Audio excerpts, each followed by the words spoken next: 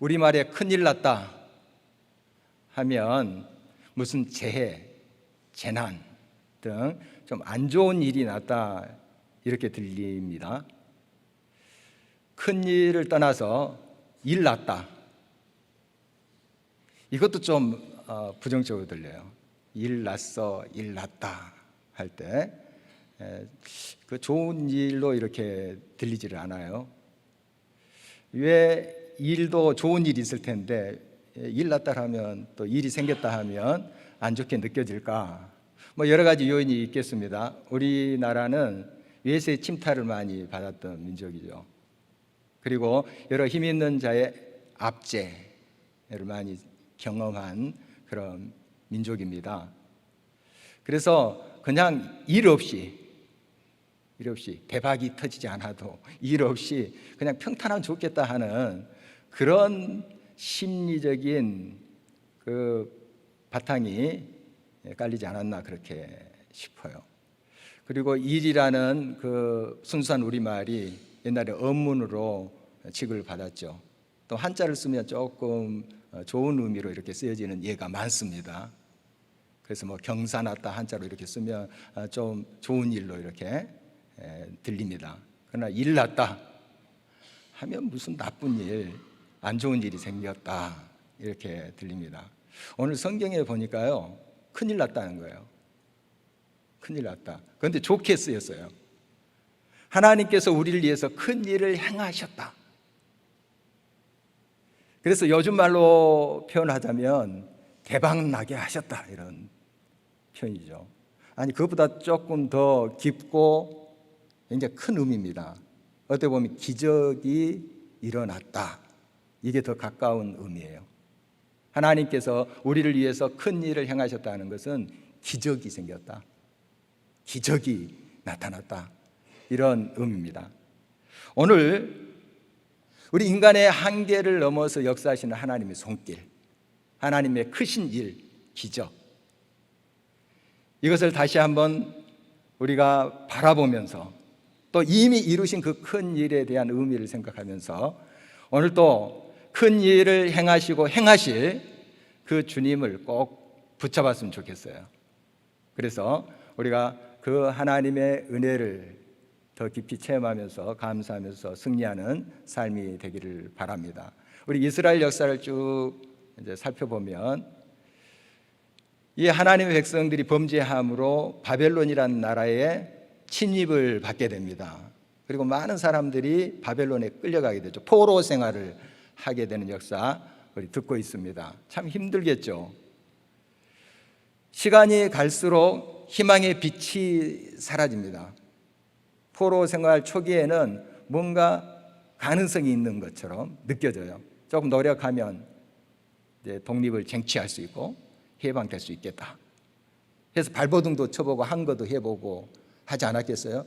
그런데 시간이 가면 갈수록 더 큰 벽에 부딪히는 거예요.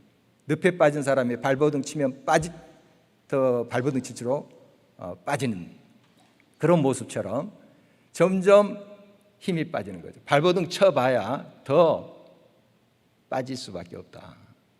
이런 이제 학습 효과가 생기는 거죠. 그래서 이제 발버둥도 치질 않아요. 자포자기 하는 거죠. 그래서 바벨론 한 70여 년의 포로 생활을 하게 되는데, 이제 시간이 흐를수록 이 하나님의 백성인 유다 백성들이 그냥 넋놓고 있는 겁니다. 그리고 고통이 일상화됐어요. 체질화됐어요. 그냥 이렇게 사는 거지. 이렇게 살고 있는 비참한 하나님의 백성을 향해서 하나님께서 오셨어요. 약속하신 것이 있었습니다. 하나님이 약속하신 그때에 그 약속대로 이 하나님의 백성을 하나님께서 끄집어 주셨어요. 해방시켜 주셨어요. 옛날에 했죠.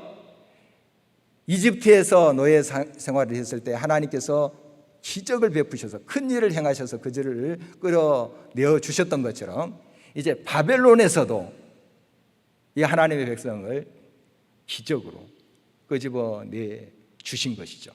그래서 출 바벨론의 역사를 베푸신 거죠. 바로 오늘 본문의 말씀은 이 하나님이 이런 놀라운 일, 큰 일을 행하신 것을 찬양하는 내용으로 시작하고 있습니다. 1절입니다. 여호와께서 시온의 포로를 돌려보내실 때에 우리는 꿈꾸는 것 같았도다. 정말 꿈과 같은 일이 일어난 겁니다. 자기들이 뭔가를 노력해서 되었으면 그냥 우리가 애써서 된 것이지, 또 우리가 투쟁해서 된 것이지, 이렇게 생각했을 텐데 꿈 같아 하니까 일어날 가망성이 없었던 것이죠. 이런 일이 도저히 상상이 안 됐던 것이죠. 그 일이 현실이 된 거죠.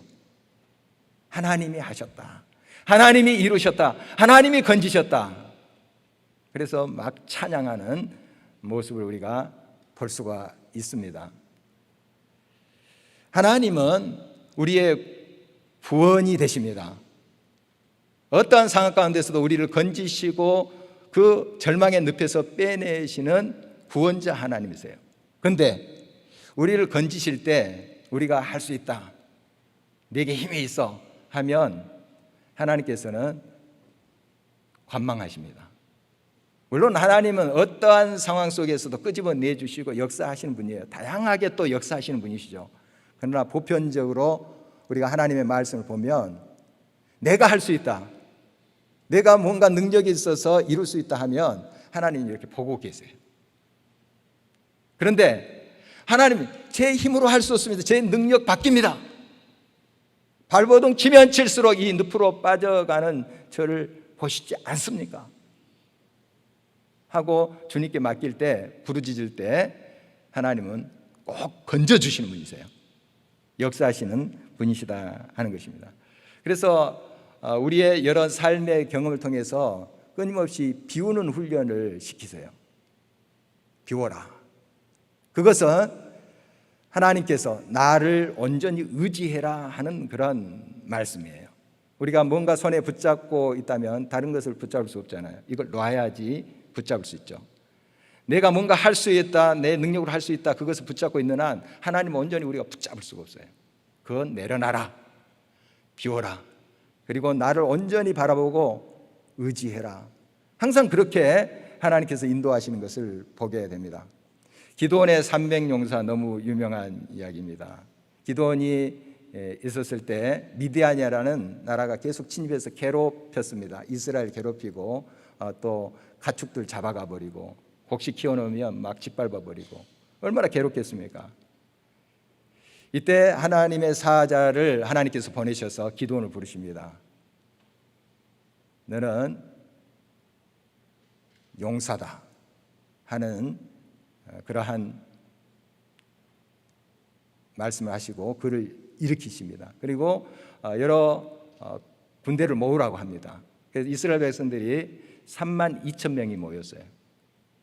물론 미디안 군대에 비하면 적은 수입니다.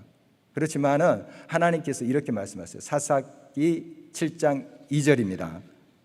여호와께서 기드온에게 이르시되 너를 따르는 백성이 너무 많은즉 내가 그들의 손에 미디안 사람을 넘겨주지 아니하리니 이는 이스라엘이 나를 거슬려 스스로 자랑하기를 내 손이 나를 구원하였다 할까 함이니라. 32,000명도 너무 많다는 거예요. 그래서 이스라엘 군대 32,000명이 나가서 미디안을 무찔렀다고 합시다. 그러면 너희들이 반드시 이럴 거다. 우리가 잘해서, 우리가 용맹하게 싸워서 승리한 거다.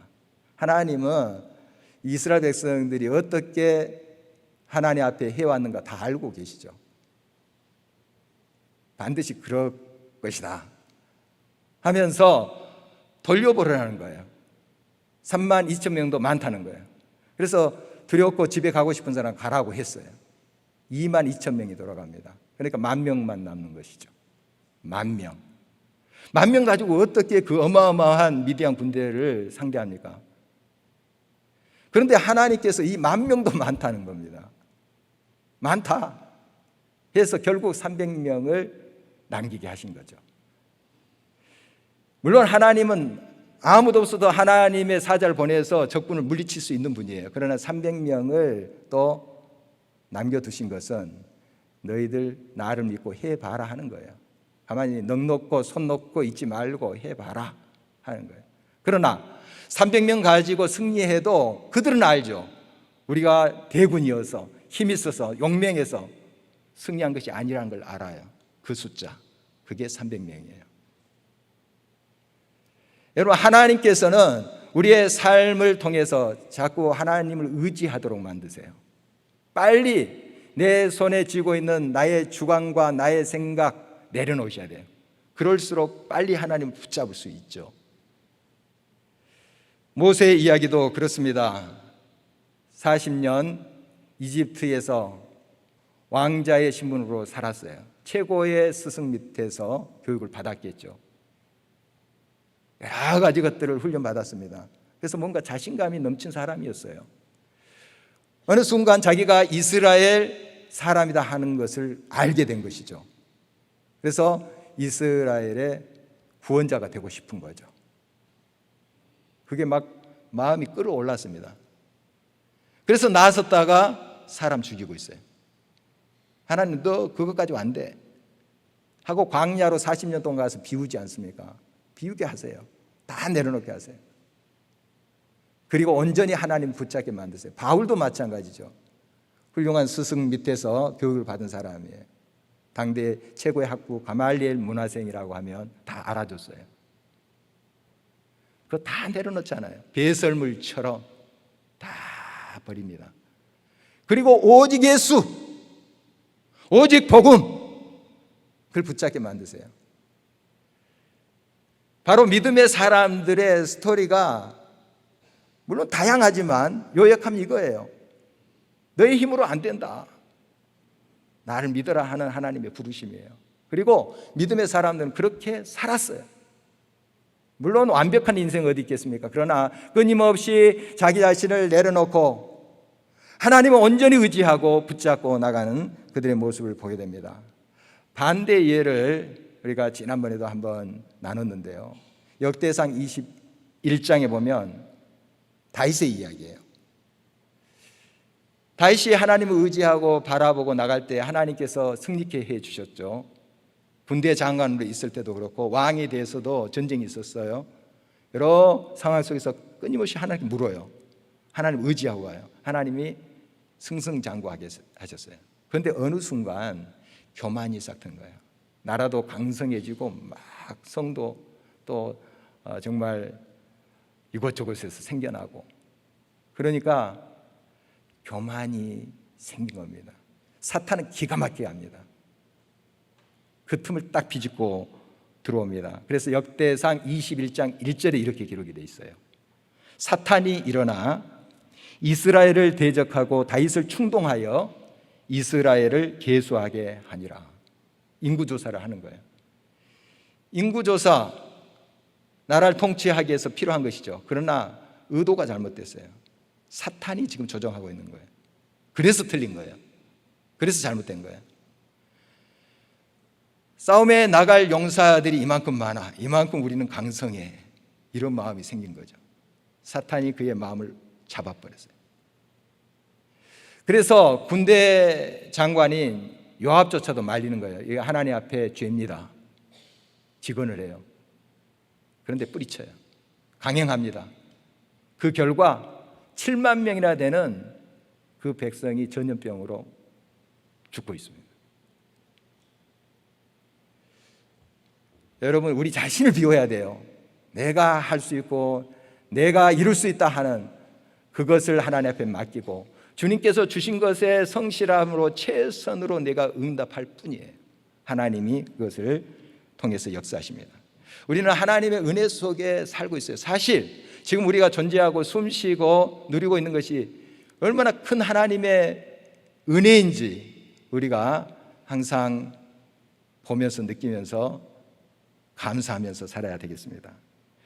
은혜 아니면 살아갈 수 없네.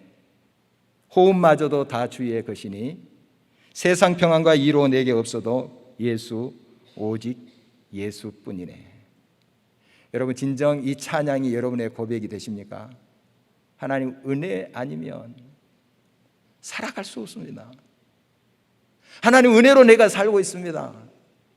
하나님이 베풀어 주신 은혜에 우리가 눈길을 두면서 진정으로 감사드리고 있는지 살펴야 되겠습니다. 정말 기적이 일어난 거예요. 도저히 유다 백성들이 자기들의 힘으로 벗어날 수 없는 그 바벨론 상황에서 해방이 된 거예요. 꿈과 같은 것이 현실이 된 겁니다.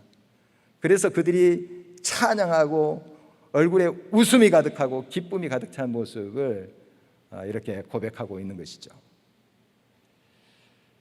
하나님은 큰 일을 행하셨습니다. 오늘 말씀 보면 지금 행할 것이다.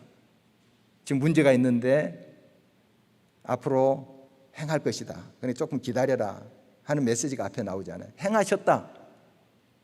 현재 완료형으로 행하셨다. 이룬 거예요.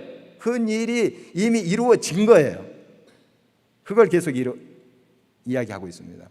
여러분, 덕담으로 대박 나세요, 대박 나세요 이런 인사들을 합니다.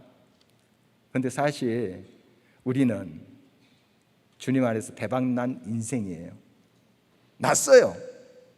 앞으로 날 거다가 아니고 대박이 난 거예요. 아니, 대박이 아니라 기적이 일어난 거예요. 하나님이 큰 일을 행하셨어요. 물론 앞으로도 행하시겠지만 이미 행하셨어요. 이걸 우리가 주목해야 된다는 사실입니다. 여러분, 우리의 힘으로 천국 백성이 됐습니까? 구원받았습니까? 아니잖아요. 발버둥 쳐도 될 수 없는 거예요. 세상의 금은보화로 얻을 수 없는 거예요. 우주를 주고라도 얻을 수 없는 것이 이 천국이에요. 구원이에요. 그래서 하나님 그분이 육신을 입고 이 땅에 오신 것 아닙니까? 하나님 자신을 주신 거예요. 그것만이 가능한 일이에요. 그래서 우리에게 참된 구원이 이루어진 거예요. 완료형이에요. 이 말씀을 제가 준비하면서 머리로는 이해가 돼요. 굉장한 일이 일어난 거죠, 지금. 정말 어떤 세상의 권력보다도 또 화려한 궁궐 같은 집보다도 비교할 수 없는 것이 내게 주어진 거죠. 은혜로. 저 천국이, 구원이 주어진 거잖아요. 우리 다 이해하고 있죠? 머리는 알고 있는데 왜 가슴에 그것이 느껴지지 않을까? 많이 느껴지지 않을까? 막 고민이 되더라고요. 밤잠을 설쳤어요. 이 말씀 계속 묵상하면서 이게 느껴지지 않을까? 정말 그 하나님의 놀라운 사랑이 실제인데 내게 이루어졌는데 큰 일이 일어났어요. 대박이 나버렸어요. 이게 느껴지지 않을까? 이 은혜가 너무 큰 거예요. 너무 큰 사건이 일어난 거예요. 기적이라는 말로 담을 수 없는 일이 일어나 버린 거예요. 그러니 어떻게 저의 삶으로, 저의 인지 능력으로 이걸 이해를 할 수가 있겠어요? 불가능합니다. 할 수가 없어요. 그 은혜를 깨닫는 것도 하나님의 은혜예요. 우리가 좀 좁혀서 어머니의 은혜를 한번 생각해 보십시다. 참 어머니라는 말만 들어도 뭉클하잖아요. 세상에서 가장 아름다운 일입니다 하는 말도 있듯이 어머니. 그런데 우리가 매 순간마다 어머니 은혜, 어머니 은혜하고 눈물 흘리며 다니지는 않잖아요. 커요. 너무 커요. 그러나 어느 순간 그 어머니가 나를 위해서 얼마나 희생하고 사랑을 쏟아 부으시는가 딱 깨달음이 오잖아요. 그때 눈물이 핑그르 돌잖아요. 가슴이 뭉클해지잖아요. 하나님의 사랑도 그렇게 느껴지리라 하는 것을 조금 가늠해 봤어요. 너무 커요. 너무 큰 걸 어떻게 제가 이해를 합니까? 머리로는 이해를 하는데 가슴으로, 삶으로 그게 이해가 됩니까? 그러나 순간순간 삶에 하나님께서 역사하시고 함께 하시는 그 은혜가 크잖아요. 그걸 깨달을 때 하나님, 주님 그냥 이름만 불러도 뭉클하잖아요. 감사가 나오잖아요. 그와 같을 것이라 하는 생각을 해봤습니다. 여러분, 이미 주님께서 주신 은혜를 누리며 사십시오. 대박 난 것을 누리며 사세요. 예를 들면 로또 당첨됐어요. 100억이 들어왔다고 합시다. 좀 누리며 살 수 있는 거잖아요. 그런데 그건 잊어버려요. 통장에 있는데 또 뭔가를 바라보며 큰일이 일어날 것이다 하면서 안 되면 또 씨름하고 막 고민하면서 이렇게 산다고 해보십시다. 어리석은 인생이죠. 이미 주신 하나님의 은혜, 놀라운 복을 누리며 살자는 거죠. 큰일을 행하셨어요. 기적이 일어났어요. 천국 백성이 된 것입니다. 감사하면서 살다 보면 또 우리의 인생에 어려움이 닥치지 않겠어요? 여러 문제들이 있는 것이 우리 인생이에요. 그러면 동일하신 하나님께서 큰일을 이루신 그 하나님께서 또 이루실 것이다 하는 학습 효과가 있잖아요. 그런데 맨날 큰 일만 기대하고 바라보는 사람 항상 궁핍해요. 항상 안 채워졌어요.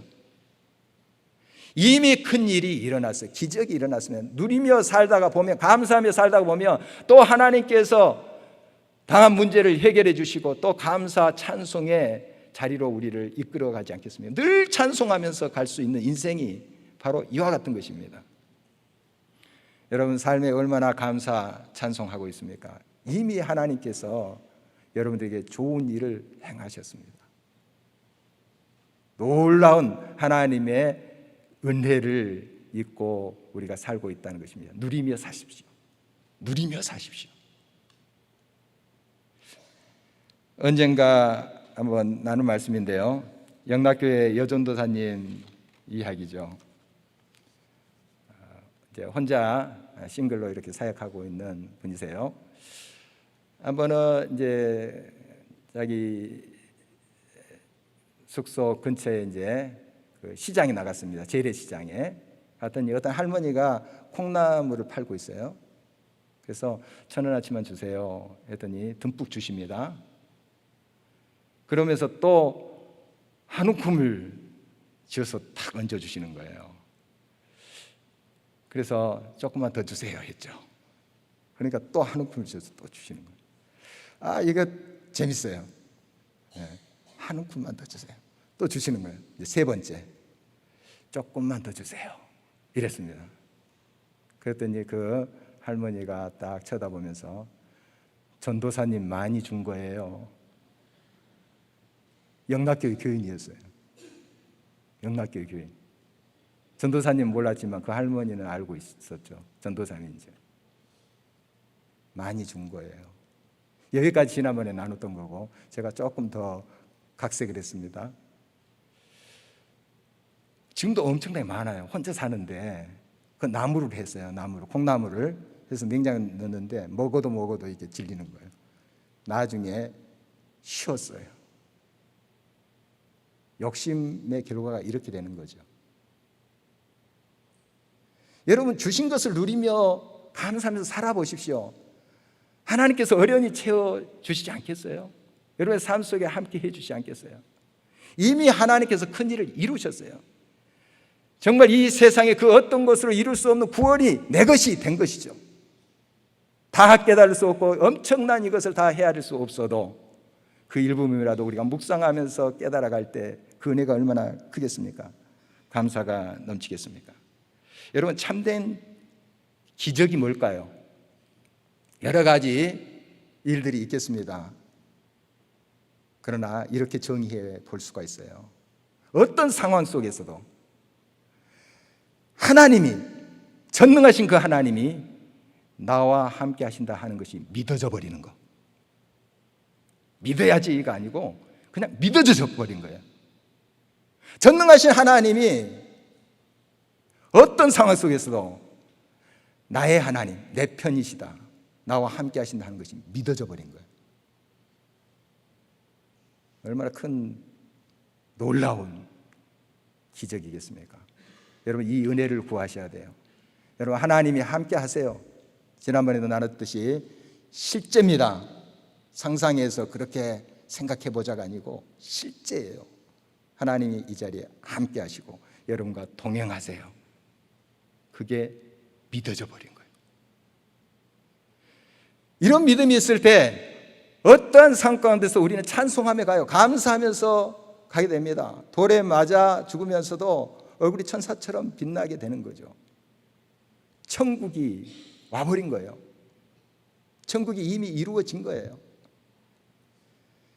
우리의 삶에 환난과 연단이 없는 건 아닙니다. 도전들이 많아요. 또 그것을 우리가 당했을 때 참 힘들죠. 그러나 기억하세요. 이미 나는 대박난 인생이다. 천국이 내 것이다. 하나님이 나와 함께 계신다. 여러분 선언하고 믿음으로 나갈 때 하나님께서 그 모든 환경도 또한 극복하게 하시라고 믿습니다. 지난주 화요일 6월 25일에 KBS 아침마당에 다큐멘터리 영화 교회 오빠 감독 그리고 제작진 그리고 그 영화 주인공 고이관희 집사님의 부인인 오은주 집사님 출연을 했어요. 저는 이제 기사만 봤는데요. 그 기사를 보니까 이 감독 제작진들이 원래 예수 믿는 사람들이 아니더라고요. 거의 대부분이 비크리스찬들이에요. 그러니까 예수님 신실히 믿어서 저 믿음의 가정을 조명해서 뭔가 영화로 만들고 다큐멘터리를 만들어야지 이런 의도가 아니고 이 감독의 누나가 암 투병을 했더라고요. 그래서 공감이 갔어요. 크리스찬이 아닌데 공감이 갔어요. 해서 시작한 게 그런 영화까지 찍게 된 거예요. 그런 고백을 쭉 했더라고요. 보니까 거의 이제 예수님을 영접한 수준이더라고요. 이 고백들을 보니까 정말 이 부부의 가정처럼 불행 가정이 없다 이런 말을 하더라고요. 왜냐하면 그 고이관희 집사님은 대장암 사기. 그래서 이제 결국 영화에 보면 이제 하늘나라로 가는 장면까지 찍었더라고요. 그런데 이 투쟁할 때, 그 암 투병할 때 그 아들의 괴로움과 그 절망스러운 모습을 보면서 그 어머니가 자살을 합니다. 아들 남겨두고 며느리 남겨두고 자살을 해요. 그리고 그 부인인 오집사도 대장암 사기가 발견돼요. 그러니 이만큼 불행한 가정이 어디 있겠어요. 세상적으로 보면 너무 가슴이 아프고 막 그 마음이 가는 거예요. 이 제작진들이. 근데 그곳에서 믿음으로 승리하는 사람들의 모습을 본 거예요. 이 비그리스도인들이 믿음으로 행하는 욕과 같은 믿음으로 그걸 헤쳐가는 것을 보면서 놀란 거예요. 놀란 것입니다. 야, 저런 상황에서 어떻게 감사하면서 찬양할 수 있는가? 어떻게 저렇게 살 수 있는가? 여러분, 천국을 이미 경험했기 때문에 그래요. 천국이 있기 때문에. 이 가정이야말로 사실 정말 하나님의 놀라운 기적을 경험한 가정이에요. 그 오은주 집사가 바로 그 프로그램에서 이런 고백을 하고 있더라고요. 절망이나 상처 속에 있는 사람들에게 저희 부부 이야기가 위로가 되었으면 합니다. 나에게 없는 것을 보면서 슬퍼하는 게 아니라 나에게 있는 것에 대해 하루하루 감사하며 살아가길 원합니다. 어떻게 이런 고백이 나오겠습니까? 하나님이 내게 큰 일을 행하셨다. 어떤 상황 가운데서도 하나님은 나와 동행하신다 하는 것이 믿어져 버리는 사람, 그런 사람이 이 고백을 할 수가 있는 것입니다. 유다 백성들이 바벨론 포로에서 돌아왔어요. 그런데 아직 남아있는 사람이 있습니다. 다 완벽하게 다 회복된 건 아니에요. 그래서 오늘 4절 이후에는 우리에게 큰 일을 행하신 주님, 꿈과 같은 일을 행하신 주님, 아직까지 이 남아있는 문제도 해결해 줄 줄 믿습니다. 이런 고백이에요. 이 큰 일을 행하셨다 하는 고백은 이 하나님의 백성들의 고백뿐만 아니라 오늘 말씀에 보면 여러분 문나라들, 이방 사람들도 그들을 위하여 하나님께서 큰 일을 행하셨다. 하나님의 백성을 위해서 큰 일을 행하셨다. 이방 사람의 고백이기도 해요. 그러니까 세상 사람들을 보니까 이건 말도 안 되는 거예요. 그런데 실제로 일어난 거예요. 하나님이 행하셨다. 이게 전도지 않겠어요? 이것이 하나님의 역사하는 방법이에요. 우리도 하나님이 이루셨습니다, 하나님이 기적을 베푸셨습니다 고백하지만 우리 주변에 있는 사람들도, 세상 사람, 비그리스도인들도 저 가정을 보니, 저 사람을 보니 하나님이 살아계신다, 하나님이 이루신다, 이런 고백을 하게끔 하시는 것이 하나님의 역사입니다.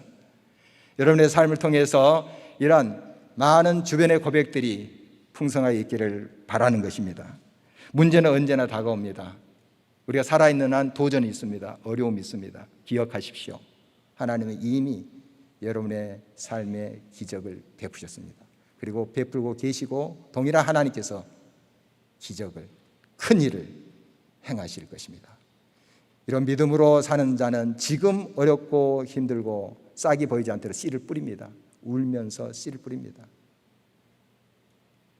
그러나 반드시 기쁨의 단을 거둬들이라는 확신도 있습니다. 이런 믿음으로 승리하는 저와 여러분 되실 주의 이름으로 축원합니다. 우리 함께 일어서서 찬송하시겠습니다. 그 큰 일을